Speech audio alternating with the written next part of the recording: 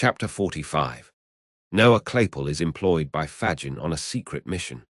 The old man was up betimes next morning and waited impatiently for the appearance of his new associate, who after a delay that seemed interminable at length presented himself and commenced a voracious assault on the breakfast. "Bolter," said Fagin, drawing up a chair and seating himself opposite Maurice Bolter. "Well, here I am," returned Noah. "What's the matter? Don't you ask me to do anything till I have done eating. That's a great fault in this place. You never get time enough over your meals."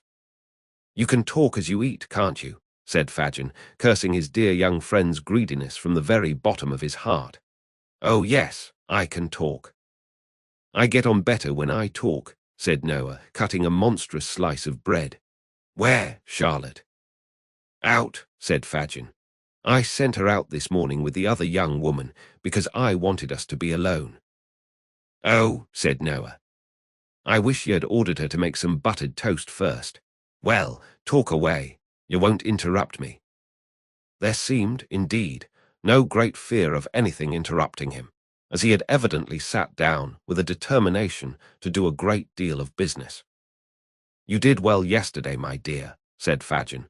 "Beautiful, 6 shillings and 9 halfpenny on the very first day. The kinchin lay will be a fortune to you."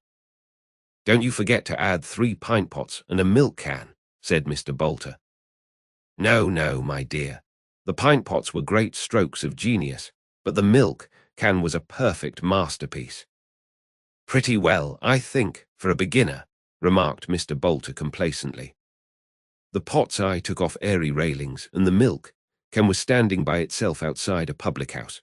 I thought it might get rusty with the rain or catch cold, you know. Eh, ha, ha, ha." Fagin affected to laugh very heartily, and Mr. Bolter, having had his laugh out, took a series of large bites, which finished his first hunk of bread and butter and assisted himself to a second. "I want you, Bolter," said Fagin, leaning over the table, "to do a piece of work for me, my dear, that needs great care and caution." "I say," rejoined Bolter, "don't you go shoving me into danger, or sending me any more your police offices. That don't suit me, that don't, and so I tell yer." "That's not the smallest danger in it, not the very smallest," said the Jew. "It's only to dodge a woman." "An old woman?" demanded Mr. Bolter. "A young one," replied Fagin.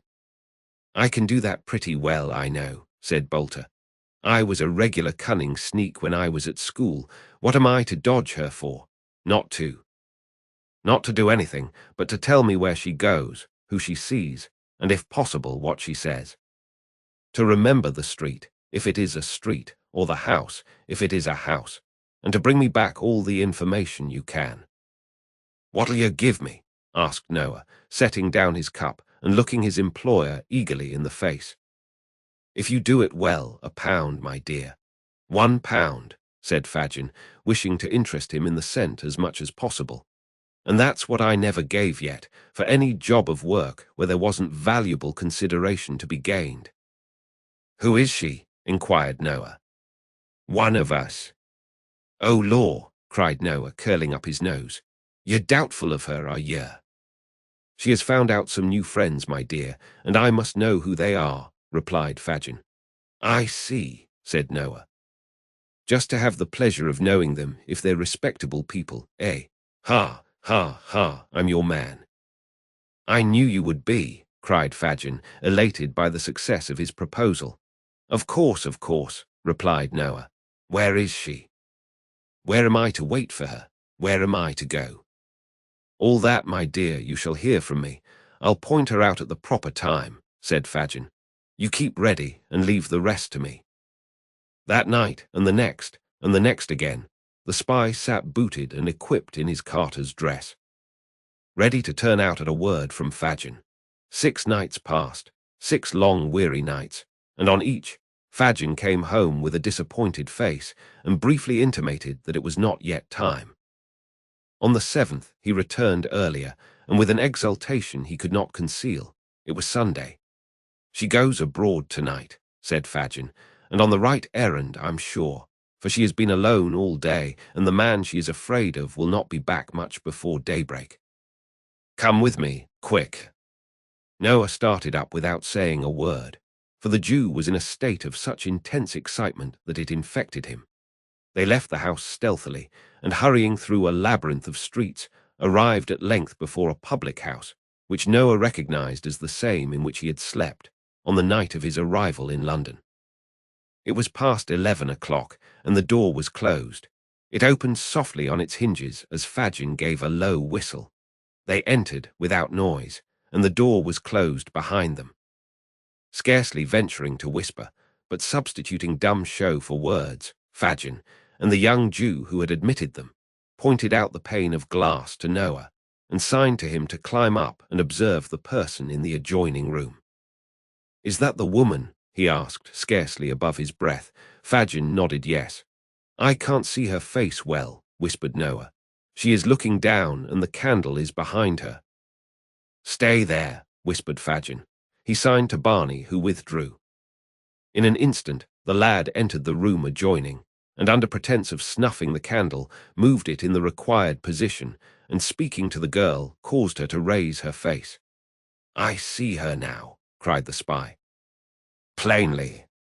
I should know her among 1,000. He hastily descended as the room door opened, and the girl came out. Fagin drew him behind a small partition which was curtained off, and they held their breaths as she passed within a few feet of their place of concealment and emerged by the door at which they had entered. "Hist!" cried the lad who held the door. "Down!" Noah exchanged a look with Fagin and darted out. "To the left," whispered the lad. "Take the left hand and keep odd the other side." He did so, and by the light of the lamps saw the girl's retreating figure already at some distance before him. He advanced as near as he considered prudent and kept on the opposite side of the street, the better to observe her motions. She looked nervously round, twice or thrice, and once stopped to let two men who were following close behind her pass on. She seemed to gather courage as she advanced, and to walk with a steadier and firmer step. The spy preserved the same relative distance between them and followed, with his eye upon her.